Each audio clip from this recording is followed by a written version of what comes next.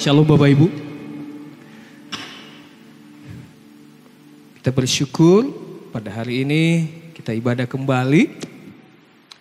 Mungkin khotbah kali ini agak sedikit berbeda karena sekalian dengan sosialisasi tentang pentingnya pelayanan anak di GKB Kepulauan Nias.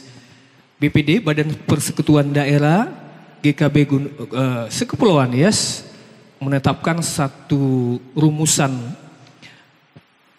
program dan masing-masing departemen sudah mempersiapkannya, termasuk dari Departemen Pelayanan Anak.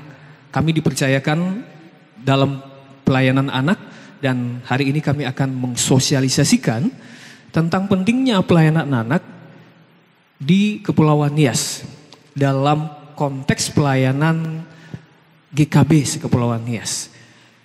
Bulan lalu kami sudah ke Alasa dan itu adalah awal perdana kami melakukan sosialisasi sekalian dengan membawakan firman Tuhan, khotbah. Kita bersyukur hari ini juga kemarin ada KKR di Teluk Dalam dan itu bagian dalam pelayanan BPWD juga. Dan hari ini dan beberapa minggu atau bulan ke depan kami akan keliling GKB Sekepulauan Nias dan menyampaikan tentang hal ini karena ini adalah penting sekali. Baik, kita akan langsung saja. Ini adalah pelayanan generasi anak GKB Kepulauan Nias. Kami sudah menyiapkan slide presentasinya dan kita akan buka Amsal pasal 22 ayat yang ke-6. Menarik sekali. Kalau Bapak Ibu melihat, ini ada gambar-gambar, beberapa gambar, potongan gambar di mana anak-anak memainkan permainan tradisional yang dulunya juga mungkin saya dan Bapak Ibu pernah melakukannya. Kalau Bapak Ibu lahir di antara tahun 70-an, 80-an, itulah permainan anak-anak zaman dulu seperti ini. Ada yang main wewe. Wewe tahu ya, tali itu wewe. Pawewe ita gitu kan. Pawewe, ada main apalagi ya, bambu-bambu itu ya, dibuat bambu dua lalu dibolongin, dikasih kayu dan itu jadi pijakan dan berjalan seperti itu. Ada tarik tambang, ada fagolo-golo, Bapak Ibu, ada ban bekas. Kalau kami dapatkan ban bekas dulu itu kami sangat senang sekali karena ban bekas waktu itu mahal sekali. Artinya jarang didapat waktu itu. Ya, karena itu barang antik. Karena hanya sebagian orang yang punya motor pada saat-saat itu ya. Kemudian ada juga itu bom meriam. Nah, bom meriam itu saya masih ingat waktu masih kecil, saya pasang bom meriam di depan rumah saya. Tidak ada momen, bukan juga tahun baru, bukan juga Natalan, bukan juga Paskah. Di depan rumah saya pasang karena saya merasa tertantang. Kok bisa mereka, saya belum bisa. Akhirnya saya hidupkan di depan rumah, boom. Dan rumah saya itu tidak terlalu jauh dari asrama polisi ya. Dari tempatnya Amakeren itu di belakang Lasara Point, kami tinggal di situ dulu ya. Dan datanglah seorang polisi dan mengatakan, kamu mau kutangkap nggak? Langsung lari terbirit-birit. Tetapi itulah anak-anak ya. Kami sering melakukannya. Belum lagi valito. Valito tahu? Kelereng. Wah, itu saya paling ahli di situ. Kalau valito paling ahli. Kalau Bapak Ibu menantang saya bisa Pak. Kita valito ya. Ada lagi istilah dulu fakatuta. Masih ingat istilah-istilah itu? Katuta. Katuta itu tanah dibolangi, digaruk gitu. Terus kasih kayu potongan pendek di situ, lalu puk gitu, ya. Belum lagi fagolombia, masih ingat golombia? Wah, kalau Bapak Ibu masih ingat golombia, kita seumuran kalau gitu. Ya, adik saya paling hebat fagolombia, ya. Taruhkan potongan keras segitiga di sana, ambil sandal Bapak, sandal jepit, sandal apa semuanya, lempar ke sana. Kalau keluar dari garis maka dialah pemenangnya. Wah, itu momen-momen yang sangat menyenangkan buat anak-anak waktu itu, buat kami. Belum lagi kalau kita bermain tembak-tembakan. Tembak-tembakan itu potongan kayu bisa jadi tembak. Pelepah pisang bisa jadi tembak. Semua yang lurus-lurus, sedikit bengkok pun bisa dipakai untuk tembak-tembak. Nah, itu kami lakukan pulang sekolah dan sangat menyenangkan. Dan kami bisa berkelompok nanti ya. Awalnya sepi, tiba-tiba kumpul 10, 5 orang, 15 orang, 20. Dan satu komplek itu bisa bermain bersama. Tercipta sosialisasi di antara anak-anak.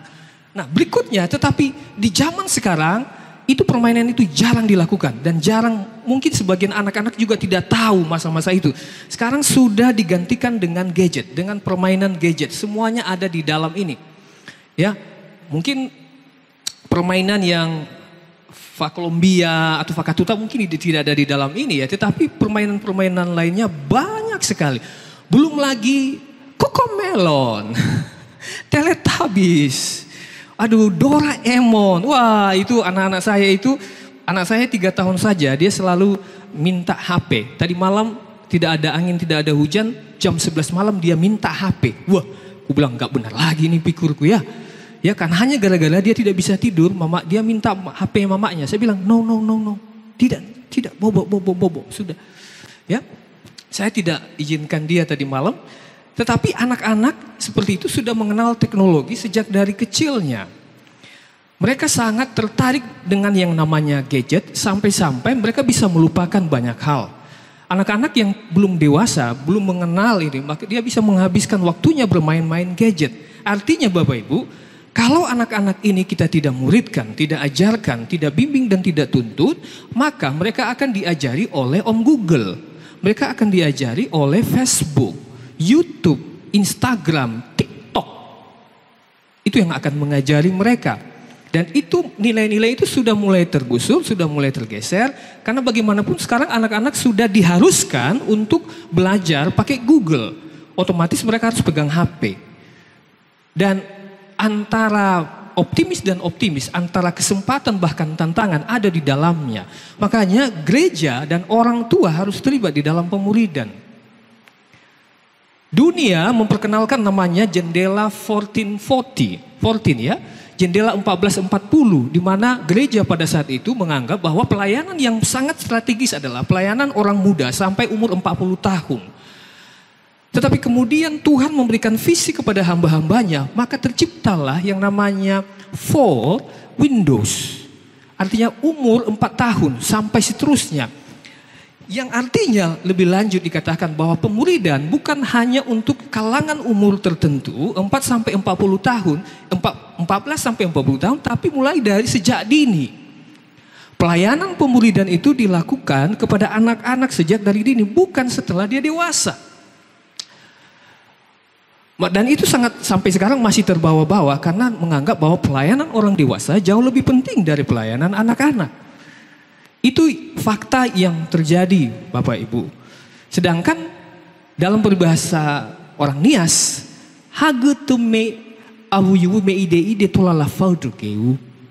hanya waktu kecil sebuah batang pohon yang masih lunak, yang masih itu, yang adalah saat dimana mereka bisa dibentuk, diarahkan kemana.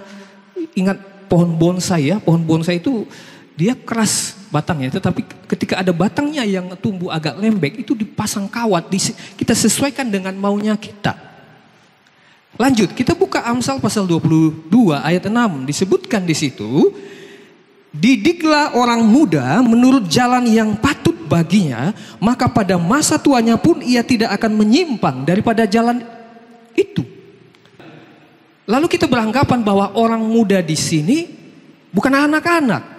Tetapi kalau kita melihat terjemahan langsungnya, terjemahan dalam King James Version, disebutkan di situ, saya sebutkan bahasa Inggrisnya, train up a child, katanya. Train up a child in the way which he should go, and when he see all, he will not depart from it. Jadi latihlah seorang anak, katanya. Latihlah seorang anak. Jadi ayat ini menjelaskan bukan hanya orang dewasa saja, atau orang muda saja, tetapi dikatakan situ seorang anak harus dimuridkan sejak dini. Luar biasa ya. Latihlah. Jadi hidup ini ada sebuah latihan.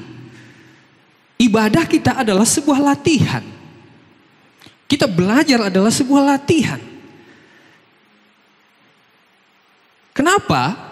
Karena di dalam pelayanan generasi anak, kita melayani 3 generasi. Apa itu? Generasi anak, ketika dia sudah besar, dia menjadi youth, generasi muda, dan ketika dia sudah mulai beranjak dewasa lagi, mulai berumah tangga, maka menjadi generasi dewasa atau generasi bapak-bapak, generasi orang tua. 3 generasi. Tetapi kalau kita melayani generasi, contoh paling banyaklah di gereja itu generasinya adalah generasi orang tua semua, maka nggak ada lagi generasi di atasnya, karena itu saja. Tua tinggal menunggu umur, sudah selesai, habis. Maka gereja itu akan kosong suatu kelak, karena tidak ada yang menggenerasikan, generasinya nggak ada yang melanjutkan tongkat estafet itu. Nah, kita lanjut ke ayat ini. Kalau orang muda yang dididik, maka siapa yang harus mendidiknya? Kalau orang muda, dalam hal ini anak-anak yang dididik, maka siapa yang harus mendidiknya? Yang harus memuridkannya adalah orang tua atau orang yang lebih dewasa. Jadi Bapak Ibu memiliki peran yang sangat strategis. Kenapa di rumah? Karena di rumah adalah organisasi terkecil di dunia, tetapi merupakan tempat yang terbesar, yang strategis untuk mendidik dan memuridkan seorang anak. Orang tua dipercayakan untuk mendidik anaknya.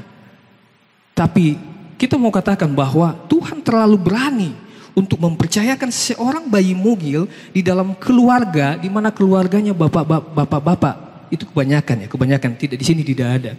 Bapak-bapaknya pemabuk, bapak-bapaknya pemain judi, bapak-bapaknya pergi pagi pulang malam dan banyak hal. Lalu Tuhan percayakan kepada mereka satu bayi, satu anak, kepada mereka untuk dibimbing. Coba bayangkan kalau saya punya anak, saya kasih kepada orang, keluarga yang saya tahu bahwa keluarga itu hancur-hancuran. Piring terbang, kebun binatang keluar, mereka bertengkar setiap hari, dan saya mau kasih anak saya di situ. Coba bayangkan hati Bapak Ibu, seperti apalah anak itu ke depan, 15-20 tahun ke depan, dengan masa emas dipenuhi dengan kehidupan keluarga yang hancur-hancurkan, urak-urakan, porak-poranda seperti itu. Kenapa? Karena nanti gereja akan ditentukan oleh anak-anak itu. Kemana gereja pergi, ke arahnya gereja kemana akan ditentukan oleh anak-anak yang kita didik sekarang ini. Berapapun jumlah anak Anda, muridkanlah itu. Saya fasilitator Superbook, mendampingi 129 gereja di Kepulauan Nias, termasuk paling banyak di Nias Utara, wilayah kerja saya, Nias Utara. Saya mendampingi 129 gereja, dan ketika saya berkomunikasi dengan mereka, setiap bulan kami harus menghubungi mereka satu persatu yang 129 gereja ini. Karena ada satu program kerjasama lewat Superbook, pelayanan pemuridan dengan menggunakan video Superbook animasi.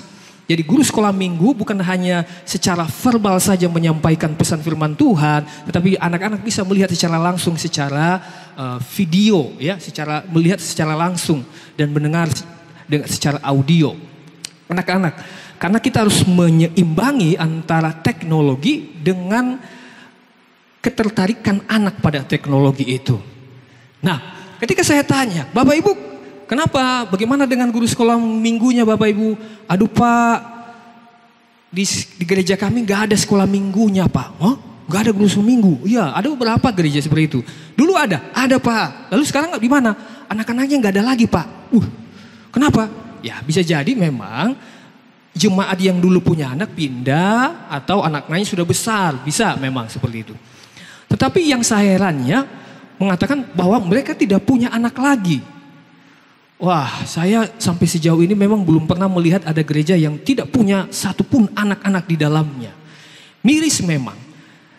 Tidak apa-apa memang kalau mereka tidak punya anak, tetapi pada kenyataannya kalau ada di situ anak 1, 2, 3, 4, 5, tetapi tidak melakukan sekolah minggu, tidak melakukan pelayanan pemuridan kepada anak secara khusus dan menggabungkannya di dalam komunitas orang dewasa, sangat miris hati kita melihatnya.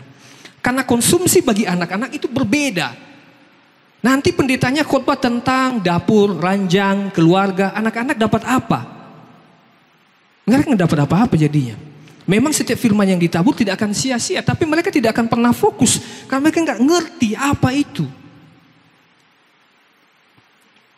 Itulah yang terjadi. Mengapa akhirnya gereja kita dan BPD GKB itu menaruh perhatian pada bagian ini. Kalau kita melihat sekarang, kita sudah punya gedungnya, alat-alatnya dilengkapi, hampir sama dengan ada keluarga juga yang memberikan keyboard, ada kipas, tinggal menunggu pintu-pintu. Keyboard kita masih ada di ruangan ya, karena tidak ada jendela atau tidak ada pintu besi, sehingga kita khawatir untuk meletakkannya di situ tanpa penjagaan yang baik. Nah, gereja kita, beruntunglah Bapak Ibu bergereja di tempat kita, karena memang anak-anak kita perhatikan. Ada begitu banyak program di gereja ini. Ada soul, ada super bowl, ada sekolah minggu, apalagi. Banyak nanti ke depan ada PAUD, ada PAUD, puji Tuhan. Gereja kita sudah menangkap visi dari Tuhan untuk memuridkan generasi. Nah, umumnya yang kita kenal, yang memuridkan biasanya orang tua, guru di sekolah, dan guru sekolah minggu. Bersyukurlah Bapak Ibu yang di tempat ini yang sudah menjadi guru sekolah minggu. Ada kayaan di sini, puji Tuhan. Wow, luar biasa ya. Karena itu diakui Kak. Diakui keberadaannya, diakui eksistensinya, diakui perannya di tengah-tengah masyarakat. Kalau kita di kampung, siapa itu guru sekolah minggu? Wah, itu jangan diganggu itu. Dihargai di tengah-tengah masyarakat ya. Nah, masing-masing mereka bertugas dengan satu mandat yang diberikan Tuhan. Kalau kita buka di dalam Ulangan pasal 6 ayat 7, disebutkan di situ. Saya undang kita karena ini penting sekali ayatnya, bagus sekali ayatnya. Kita disuruh memperhatikan. Saya bacakan ayat yang ke-7. 6 dulu ya. Apa yang kuperintahkan kepadamu pada hari ini haruslah engkau perhatikan. Haruslah engkau mengajarkannya berulang-ulang kepada anak-anakmu dan membicarakannya apabila engkau duduk di rumahmu, apabila engkau sedang dalam perjalanan, apabila engkau berbaring dan apabila engkau bangun. Wah. Itu biasanya di mana bisa terjadi? Di sekolah nggak bisa terjadi seperti itu. Maksudnya, bisakah kita mengajarkan pada saat tidur? Mana ada tidur-tidur di sekolah? Nggak ada. Yang ada itu di rumah. Kadang-kadang saya sambil tidur lesehan, anak-anak datang. Lalu saya sebutkan satu ayat hafalan. Tuhan adalah gembalaku. Lalu anak saya bilang, itu ayat hafalanku Pak. Oh ya udahlah, sebutkanlah. Itu Kirana 3 tahun. Tuhan adalah gembalaku. Kami tertawa-tawa mendengar setiap kali dia membacakannya. Dia hafal sudah 5 ayat hafalan sudah. Umur 3 tahun. Dan setiap hari diajarkan itu. Mamanya memang luar biasa ya guru. Maka bersyukurlah suami-suami yang punya istri guru sekolah minggu. Ya, karena pemuridannya jalan. Jadi sebelum minum susu, si anak sudah dikasih dicekoki dengan satu firman Tuhan. Yang simpel-simpel saja. Bersukacitalah senantiasa. Itu satu ayat Bapak Ibu di Alkitab. Nanti dia akan sebutkan, bersukacitalah senantiasa. Sebelum tidur, bersukacitalah senantiasa. Wah, kita aja orang tua masih kalah. Walaupun di dalam pikiran kita, dalam otak kita banyak ayat firman Tuhan yang dihafal. Tapi ketika kita muridkan, setiap hari mereka ucapkan, tetaplah berdoa. Itu satu ayat, simpel, singkat, padat, dan jelas. Dan mereka mengulang itu. Nah, kalau Tuhan bilang, perhatikan, setiap firman Tuhan yang berkata, perhatikanlah, jangan engkau sampai ke kiri dan sampai ke kanan, itu penting. Itu biasanya seperti itu firman Tuhan berkata. Perhatikanlah, jangan sampai di rumah, lampu minyak di rumah Tuhan itu sampai padam. Itu penting atau enggak? Penting. Nah, di ayat ini dikatakan, perhatikan. Apa yang diperhatikan? Pemuridan kepada anak-anak. Pelayanan kepada anak harus diperhatikan. Ini sangat penting sekali Tuhan bilang. Dan tempat yang terbesar dan strategis dan bagus adalah terjadi di rumah Bapak Ibu. Bagaimana anak Bapak Ibu di dalam rumah itu bisa dilihat orang di luar rumah. Bagaimana kita membesarkan mereka, mendidik mereka akan terlihat ketika mereka berbicara kepada orang lain, bersikap kepada orang lain, menyambut orang lain, bersalaman dengan orang lain, menyapa orang lain, dimulai dari rumah. Ajaran apa yang kita berikan kepada mereka itu akan sangat menentukan bagaimana dia hari ini dan esok. Nah, kalau dengan pemerintah sudah ada dasarnya Bapak Ibu. Ya, Undang-Undang Nomor 14 Tahun 2005. Dan kalau dia guru sekolah minggu, setiap kita punya peranan di situ, setiap kita untuk menunaikan amanat agung, ya, yang diambil dari Matius pasal 28 ayat 18 sampai 20. Di situ disebutkan, "Pergilah, jadikanlah semua bangsa menjadi muridku dan baptislah mereka." Di ayat itu ada 3 hal yang disampaikan. Yang pertama adalah pelayanan penginjilan ada di dalamnya, pelayanan pastoral ada di dalamnya, dan pemuridan juga ada di dalamnya. 3 itu harus ada di dalam sebuah gereja. Di dalam sebuah pelayanan harus ada. Ada orang yang suka pelayanan. Dia adalah seorang penginjil. Cirinya seorang penginjil, dia buka satu pos PI, dia datang ke sana, haleluya, haleluya, buat kakek di sana, banyak orang dimenangkan, lalu dia pergi. Lalu orang itu ditinggal begitu saja. Datanglah, makanya nanti datang ada seorang gembala, datanglah gembala. Dia yang akan memuridkan itu jadi dan melakukan pelayanan-pelayanan pastoral. Apa itu pelayanan pastoral? Kunjungan, baptisan air, pengajaran bagian dari pemuridan. 3 hal itu harus ada di dalam sebuah gereja. Dan ini berarti kalau amanat agung di dalamnya ada pemuridan, maka pemuridan dalam artian bukan hanya kepada anak-anak, tetapi kepada orang muda dan kepada orang dewasa. Yang mirisnya adalah terkadang pelayanan orang muda atau anak-anak itu, secara khusus anak-anak, kurang diperhatikan. Kurang diperhatikan, itu faktanya. Apa faktanya? 1, hampir berapa puluh tahun sudah gereja itu berdiri, nggak ada gedung anaknya. Ada banyak anak, 100-200, guru anak hanya 2. Fasilitasnya, waduh, jangankan fasilitasnya, pintunya aja belum reok-reok, belum diperbaiki.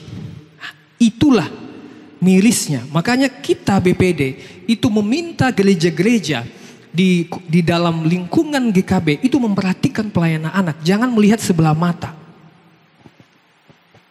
Karena buat Tuhan itu sangat penting. Karena kita disuruh Tuhan untuk memperhatikan semua tentang pengenalan Allah. Dari orang tua, anak belajar tentang keteladanan hidup. Dari mana anak-anak bisa belajar, berusaha belajar akan banyak hal di dunia ini? Lewat orang tua. Orang tua mau ngapain, anak melihat, karena setiap hari dia bisa lihat. Saya terobsesi untuk mengetik, gitu, oke? Bisa ketik 10 jari gitu, itu kenapa? Karena waktu kecil bapak saya sering membawa saya ke kantor. Dia bawa saya ke kantor dan saya perhatikan tempat ruangan kerja mereka dulu hanya ada mesin tik manual saja. Dan saya coba main-mainkan itu. Kedengaran di telinga saya itu sangat asik. Aduh, luar biasa. Jadi setiap kali saya datang ke kantor bapak dulunya, ya, saya mengetik di situ. Oh, saya belajar di situ jadinya. Saya lihat bagaimana dia bekerja, lalu kemudian dia bawa pekerjaannya. Saya masih ingat sore hari. Ada jendela di samping rumah kami, jendela, lalu ada meja dan ada berkas-berkasnya, dia duduk di situ sambil bekerja. Puji Tuhannya terbawa-bawa sampai sekarang dalam pemikiran saya. Saya terobsesi dengan bapak saya yang bekerja begitu keras. Sampai saya pun akhirnya jadi workaholic dulunya. Workaholic itu apa? Bekerja gila-gilaan gitu. Nggak kenal capeknya. Saya sekarang baru merasakannya. Sudah pakai kacamata. Dulu saya tidak pakai kacamata. Tapi sekarang pakai kacamata. Karena kenapa? Bekerja di depan kantor itu dari jam 8 bisa sampai besok jam 5 pagi. Itu dulu gilanya gitu. Karena masa-masa gempa kan dulu itu kan semua harus cepat ya. 2005 saya masih ingat itu. Base camp kami itu di kantor bapak saya, di kantor Telkom pada saat itu. Ya, wah saya ingat saya di sini dulu ada di sini ya. Sekarang jadi relawan ya, jadi di kantor ini. Nah, yang mau saya sampaikan bahwa apa yang dilihat anak itu akan menentukan bagaimana dia ke depannya. Dan saya sudah merasakannya. Ya, saya belajar dari bapak saya bahwa kita harus bertanggung jawab untuk keluarga kita sebelum meninggal. Nah, ini memang kadang bapak saya masih kecil pada saat itu. Mungkin saya sudah pernah cerita ya. Dia selalu bilang, anakku sini, Joni sini. Iya Pak. Dia bilang, kalau Bapak tidak ada, maka kamu yang harus kasih makan adik-adikmu dan kakak-kakakmu dan mamamu. Terus digaungkan di dalam telingaku saat itu. Terus saya nggak mengerti apa maksudnya. Wah, apa Bapak ini? Kan Bapak ada, ngapain? Tetapi ketika dia meninggal, beberapa tahun kemudian saya baru sadar, oh iya ya, inilah pesan Bapakku waktu itu. Wah, saya baru ngerti. Tetapi belajar dari situ, janganlah suka menggemakan kata-kata yang seperti itu. Harusnya kita katakan, umur panjang di tangan kanan, kekayaan hormat di tangan kiri. Karena dengan semakin kita menggemakan seperti itu, maka khawatirnya, ya memang itu terjadi. Gitu. Ya memang kalau hidup kita, itu saya senang kalau lihat postingan Ibu Ina Gabriel ya, bilang ya, katakan situ, anggaplah besok adalah hari terakhir kita. No, banyak orang berkata, jangan begitulah, jangan begitulah. Itu kan yang terjadi. Ya tapi tidak untuk digemakan setiap hari. Yang seperti yang Bapak saya bilang tadi. Dia hanya menanamkan nilai-nilai itu kepada kami, kepada saya secara khususnya. Nah, di sekolah mereka belajar tentang dunia ini. Dan seorang guru di sekolah, kalau dia anak Tuhan, dia harus perkenalkan bahwa dunia ini terbentuk karena memang ada Tuhan. Sains memang ada, sains memang benar, bisa membuktikan, tetapi tidak segala sesuatu. Banyak hal yang sains juga tidak bisa lakukan. Walaupun sekarang sains bercoba untuk melakukan cloning terhadap manusia, memperpanjang umur manusia dengan membekukannya dan membangkitkannya 200 tahun kemudian, belum tentu. Gitu kan? Dan lewat guru sekolah minggu, mereka belajar untuk mengenal Allah melalui Alkitab, melalui pelayanan sekolah minggu setiap minggunya. Nah, ini semua tentang Allah. Nah, anak dilahirkan untuk sebuah tujuan. Tuhan bilang, beranak cuculah. Lalu ngapain? Penuh-penuhi bumi? Gitu? Enggak. Ya, Tuhan enggak bilang seperti itu. Kalau kita melihat di dalam Yesaya pasal 11 ayat 9, tidak ada yang akan berbuat jahat atau yang berlaku busuk di seluruh gunung yang kudus. Sebab seluruh bumi penuh dengan pengenalan akan Tuhan. Seperti air laut yang menutupi dasarnya. Sebab bumi akan penuh dengan pengetahuan tentang kemuliaan Tuhan. Seperti air yang menutupi dasar laut. Jadi hidup kita, tujuan kita hidup di dalam dunia salah satunya adalah untuk mengenal Allah. Ada ayat firman Tuhan yang saya bagi di Facebook. Saya punya beberapa Facebook ya. Bapak Ibu jangan terkejut nanti, banyak kali Facebook ini. Pak Joni ini banyak kali Facebooknya. Ya, satu Facebook yang agak rohani gitu ya. Satu Facebook untuk ya umum ya biasanya. Nah, di Facebook yang satunya itu saya kasih ayat-ayat firman Tuhan. Kenapa? Karena saya melihat postingan-postingan beberapa tahun belakangan itu aneh-aneh kadang-kadang. Ada yang marah-marah lah, ada yang kasih pernyataan-pernyataan yang negatif lah tentang dirinya, tentang keluarganya. Saya jadi miris.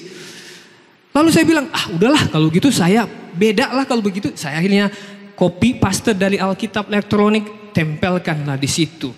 Nah puji Tuhan, berharap itu memberkati banyak orang. Ya, terserah apa respon orang. Emang gua pikirin. Kalau dibilang sok rohani lah atau apa, terserah. Facebook saya. Kalau tidak hapus, pertemanan selesaikan. Yang penting kita sudah mau berbagi, itu aja buat saya. Bagikan. Nah di postingan terakhir yang 2 atau 3 hari sebelumnya ya. 3 kali postingan sebelumnya katanya. Akan tiba saatnya orang-orang lagi tidak akan mengajari orang tentang Allah. Oh itu ayat yang hebat. Ada tiba saatnya orang-orang tidak akan memperkenalkan lagi siapa itu Yesus. Karena semua orang sudah tahu siapa itu Yesus.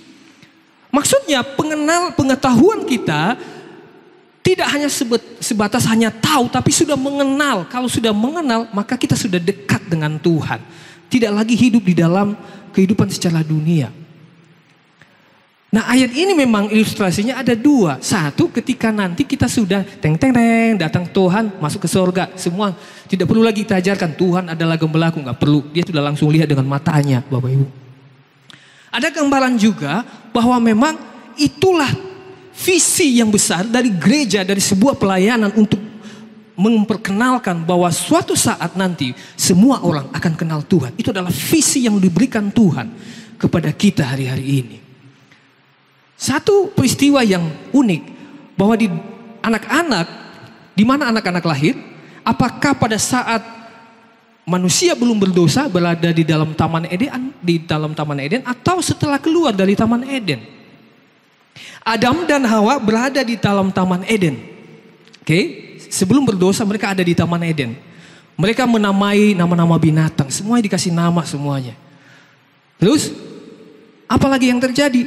Ketika mereka jatuh dalam dosa, Tuhan marah, Tuhan mengutuk ular, Tuhan mengutuk perempuan, dan Tuhan mengutuk si laki-laki juga.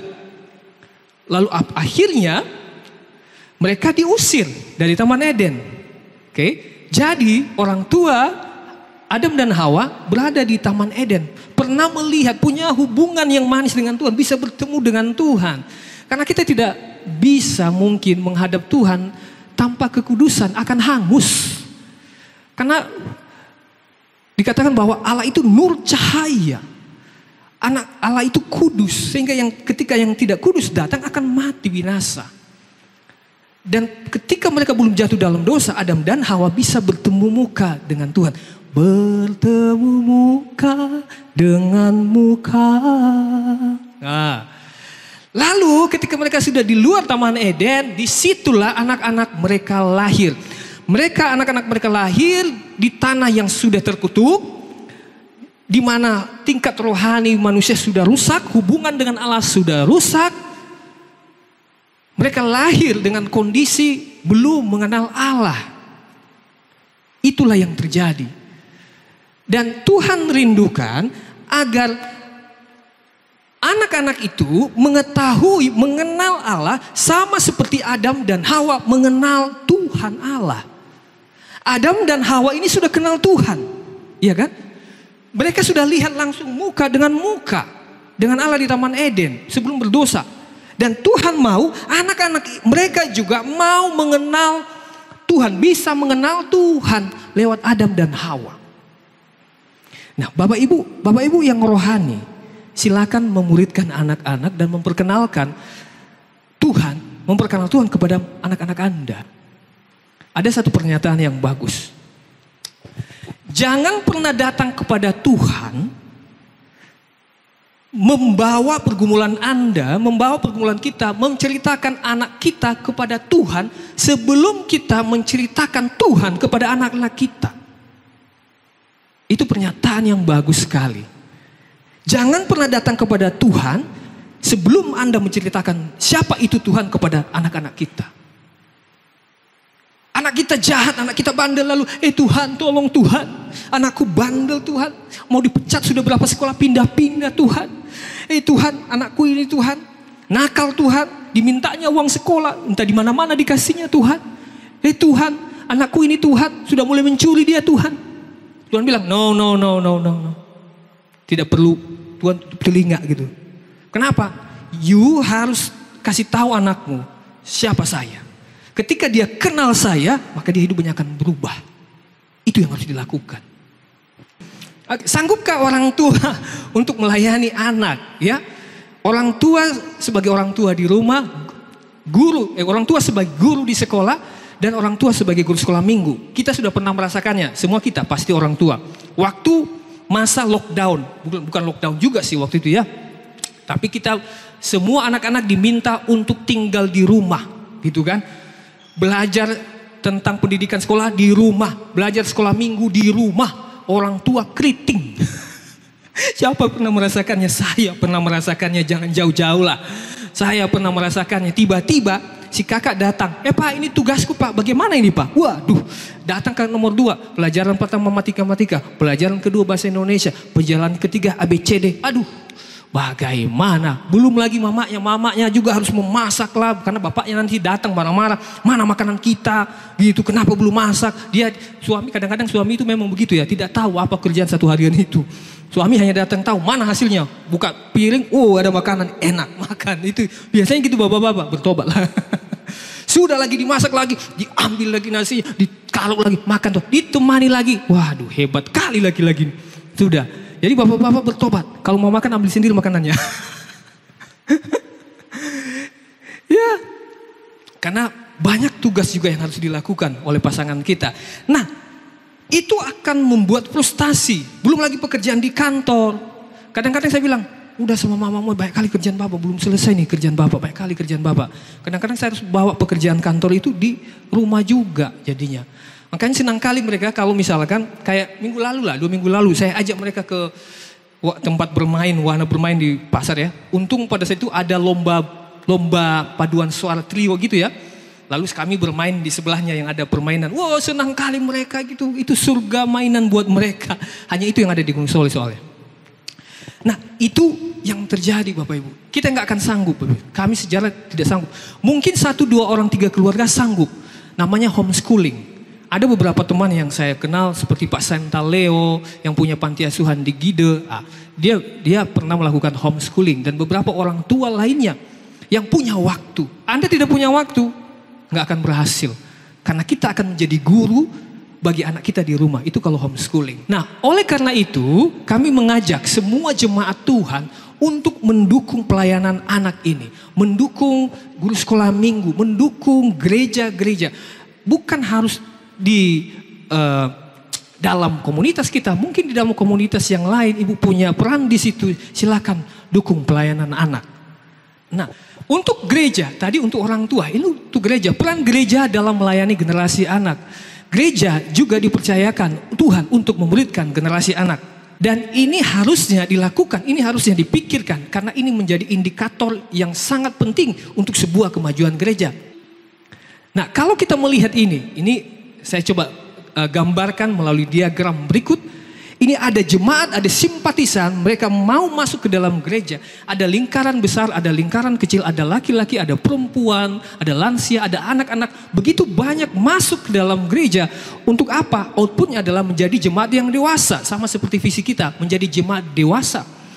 Nah, tetapi yang perlu kita perhatikan di sini adalah apakah gereja tersebut menyambut anak? Kalau gereja tersebut menyambut anak, maka gereja itu menyambut Tuhan. Bukankah Tuhan berkata, barang siapa menyambut anak kecil ini di dalam namaku, ia sedang menyambut aku? Yang kedua adalah, apakah gereja memiliki pelayanan anak? Kalau gereja memiliki pelayanan anak, maka gereja sedang melayani Tuhan. Wow, ini evaluasi ya. Yang ketiga, apakah gereja memiliki salah satu fokus pelayanan anak? Kalau memang iya, maka kita sedang fokus melayani Tuhan. Apakah gereja melakukan amanat memuridkan? Maka gereja sedang melakukan amanat agung. Nah, kita lihat ayatnya. Di ayat ini dikatakan, salah satu ayatnya ya. Barang siapa menyesatkan, kata yang tepat, menyesatkan salah seorang anak ini, maka kepadanya akan diikatkan batu kilangan dan dibuang ke laut. Jadi kalau kita salah mengajari anak-anak kita, maka Tuhan pasti tidak senang, Tuhan marah. Ya, Tuhan marah. Nah, lalu ketika ayat berikutnya berkata, ia mengambil seorang anak kecil lalu menempatkannya di tengah. Ketika murid Tuhan berkata, siapakah yang terbesar di dalam kerajaan sorga? Tuhan ambil anak kecil, Tuhan tempatkan di tengah. Lalu Tuhan bilang, apa artinya itu? Dia mau kita fokus, dia mau pusat pelayanan kita kepada anak-anak. Kita akan tahu nanti kenapa. Dia merindukan kita fokus untuk melayani generasi. Sampai mereka mengenal Tuhan. Nah, ini bagian yang sangat saya suka. Kalau ini sebuah gereja, kalau atapnya adalah orang dewasa atau pelayanan kepada orang dewasa, tiangnya adalah pelayanan kepada orang muda, dasarnya adalah pelayanan anak kecil, pelayanan sekolah minggu, pelayanan kepada anak-anak. Ketika atapnya rusak, contoh ini kan kadang-kadang merembes ya, rusak. Ini masih bisa diperbaiki nggak? Bisa diperbaiki, ditambal. Atau sengnya terbuka, bisa nggak diperbaiki? Gerejanya masih ada? Masih ada gerejanya, masih bisa kan? Oke.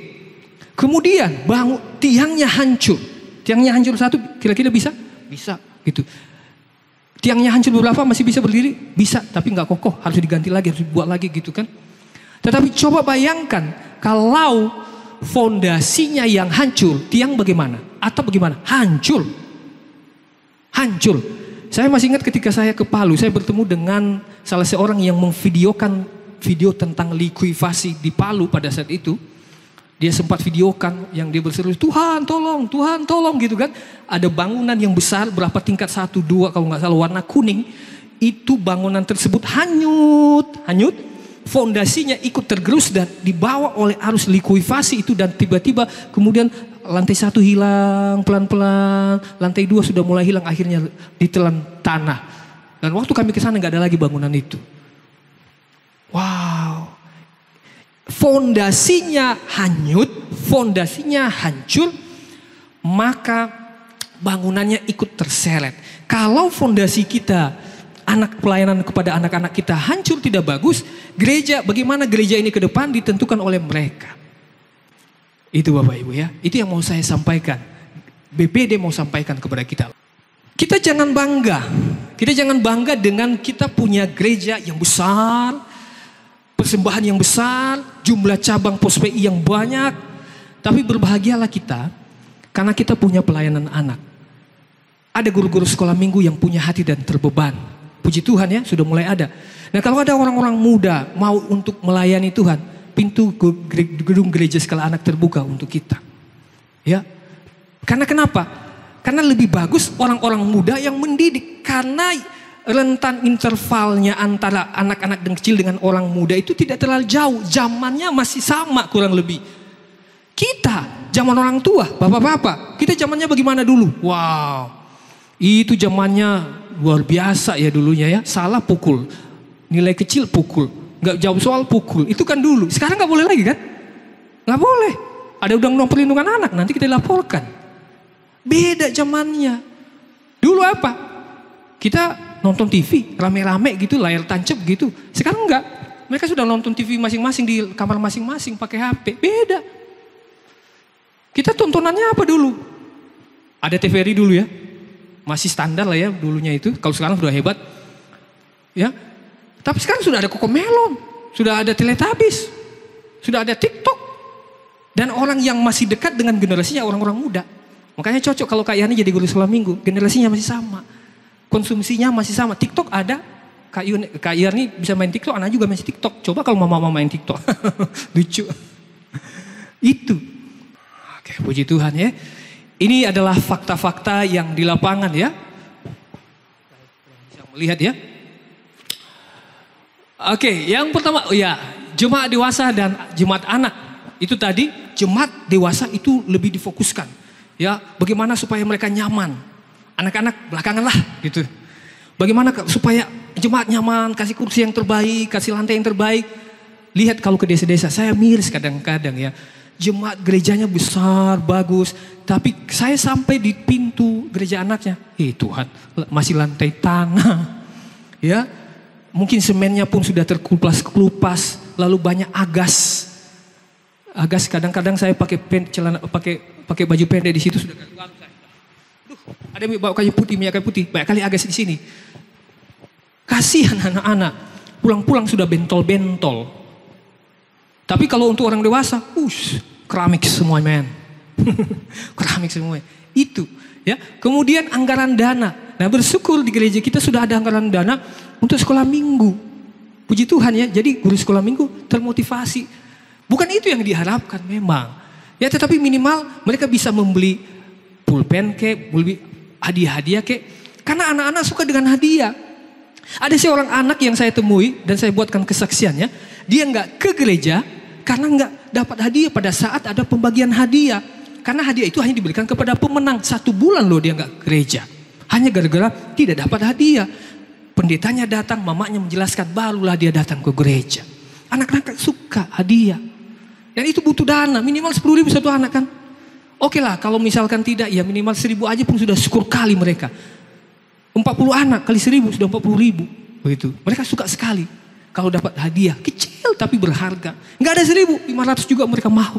Ya kayaknya 500 sudah yang kali mereka. Pulang-pulang nanti, mama udah pulang, udah dapat mah, ada biskuat.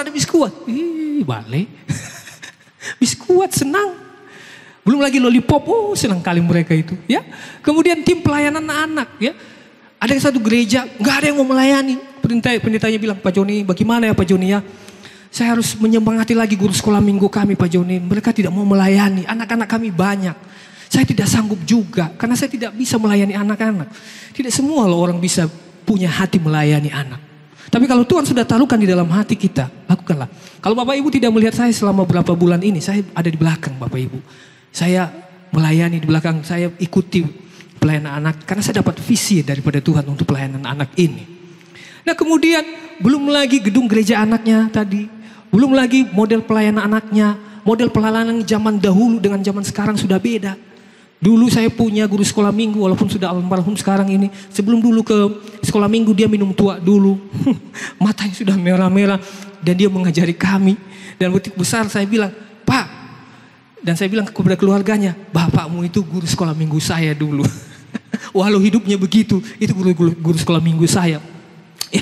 Ya, dia mengajar kami manjat-manjat di situ. Wow, dulu istrinya losu ya. Wah, tapi karena sudah matanya merah, menang. Ya, langsung tunduk semuanya. Kemudian dukungan orang tua. Saya yakin orang tua sangat mendukung pelayanan anak ini. Kenapa? Iya, Bapak Ibu, di mana-mana saya lihat itu. Bahkan bapak saya dulunya. Kenapa? Dia bangunkan anaknya, "Hei, Fauso. Sekolah minggu. Enggak bangun, dia ambil air siram. Bangun. Gitu kan? Itu bapak-bapak. Mama juga gitu, bangun. Yang syukurnya, mama, bangun Agus. Sekolah minggu. Mamanya pergi gereja. Kalau bapak yang lakukan tuh, bangun. Diantaranya sampai pintu gereja. Bapaknya nongkrong di mana? Itu biasa, saya lihat. Itulah yang terjadi. Orang tua pasti mendukung pelayanan anak. Pasti, saya yakin itu. Ya tinggal orang tuanya saja yang harus duduk manis di gereja juga. 5 musim pemuridan, saya copy paste ini. Ini adalah pelayanan program di kantor kami, Cahaya Bagi Negeri, Obor Berkat Indonesia. Nah kami menganggap bahwa usia 0 sampai dengan 5 tahun itu adalah tanah liat. Oke, tanah liat, tanah yang bisa dibentuk, dihancurkan, dibentuk lagi, dibuat semenarik mungkin dalam bentuk apapun, itu tanah liat. Kita lihat kendi cantik itu dulu prosesnya panjang, gak gampang. Dan anak-anak usia 0 sampai 5 tahun itu adalah anak-anak usia yang gampang untuk kita arahkan. Kalau dia sudah mulai besar, susah. Umur 6 sampai 12 tahun, disitulah ada Superbook. Tadi umur 0 sampai 5 ada Super 5, ada PAUD Super 5 namanya. PAUD ini sudah bagus ya. Kita punya modul di mana anak-anak mendapatkan pengajaran bukan hanya secara oral saja, tetapi mereka bisa melihat videonya, ada puppetnya, ada bonekanya di dalamnya, dan guru-guru yang baru fresh graduate saja, tamatan SMA saja bisa langsung pakai karena rinci semuanya. Tidak perlu harus lagi buat rencana belajar MPP apalah itu semuanya ya. Sudah ada semuanya di situ. Minta data pun sudah ada karena absennya online, datanya online. Minta apapun langsung klik. Laporan kapan diminta sudah ada langsung di situ. Sementara pemerintah baru bangun sekarang, kita sudah mulai 5 tahun yang lalu. Jadi pas momennya. Ada Superbook, di gereja kita sudah ada Superbook. Nanti akan ada Super Youth, untuk orang dewasa juga ada. Ada beberapa modul itu. Lanjut. Nah bersyukur di beberapa gereja kita sudah mulai ada. Dukung juga Namo Halu Bapak Ibu. Namo Halu itu sekarang, ya itu di bawah mentoringnya Pendeta Evo Rigulo di AWAI. Mereka nggak punya seperti kita, LCD nggak punya, ya nggak punya laptop, nggak punya. Hanya yang saya lihat, kalau saya lihat di foto itu hanya gitar.